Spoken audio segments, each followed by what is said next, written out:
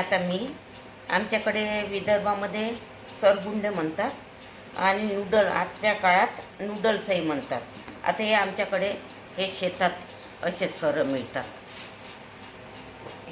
हे सरगुंडे करायसाठी असे सर मिळतात आणि त्याचे मी आता सरगुंडे दाखवणार आहे.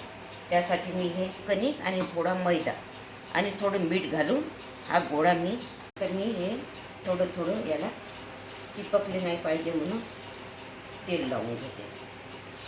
जास्त नाही लावायचं तेल, जास्त तेल लावल्याने वास येतो म्हणून थोडं थोडंच लावायचं. या सगळ्या सगळ्याला लावून घेते मी.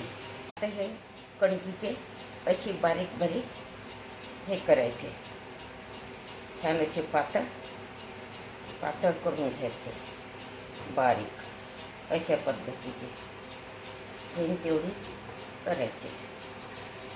आता ही कणकीची अशी लट तयार करायची आणि त्याला मग या सराला गुंडाळी घालायची. हे पहा मी तुम्हाला दाखवतो कसं करायचं.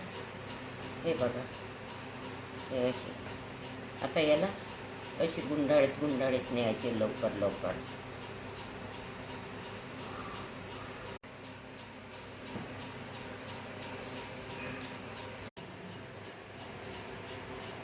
हे अशा प्रकारचा हे पूर्ण सर असा गुंडाळात न्यायचा आणि मग त्याला उन्हामध्ये वाळत घालायचे असे करून. हे बघा हे अशा पद्धतीचे छान गुंडाळून घ्यायचे.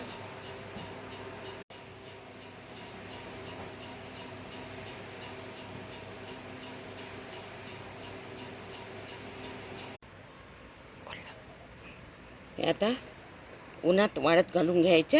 मग थोडंसं वाळलं की हे सरातून काढून घ्यायचे. हे आता उन्हात वाळत घालते मी. आता हे मी काढून घेते. हे वाळलेले आहे. हे अशा पद्धतीचं हे असे काढायचे. हे पहा असे नूडल्ससारखे निघून राहिले असे. हे सर्वच काढायचे आता. हे बघा अशा पद्धतीचे हा सरातून काढून घ्यायचे. हे अशा पद्धतीचे आमच्या विदर्भामध्ये या सरापासून कणकीचे असे सरगुंडे करतात. हे आमरसाबरोबर छान लागते. आणि नूडल्सही आजच्या जमान्यातले नूडल्स आहे. तर माझी ही रेसिपी तुम्हाला आवडली असेल तर माझ्या चॅनलला ग्रामीण चॅनलला सबस्क्राईब करा, लाईक करा.